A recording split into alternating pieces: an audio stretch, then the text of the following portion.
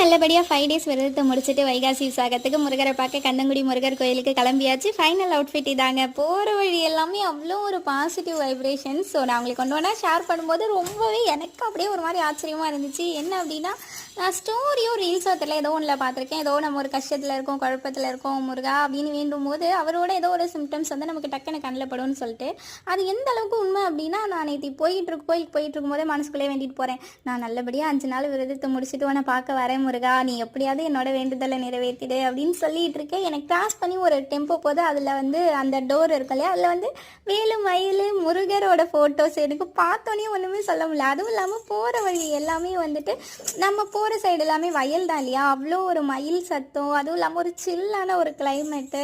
அங்கே கோயிலுக்கு போனால் அவ்வளோ ரஷ்ஷாக இருந்தாலுமே நீ 2 பிள்ளையை வச்சுட்டு ஏமா அங்கே நிற்கிற, முன்னாடி வந்து பாருமான்னு என்ன வேறு ஃபஸ்ட்லேயே நிற்க வச்சாங்களா. ரொம்ப சந்தோஷமாக நேற்று கோயிலுக்கு போயிட்டு வந்தாச்சுங்க. Next video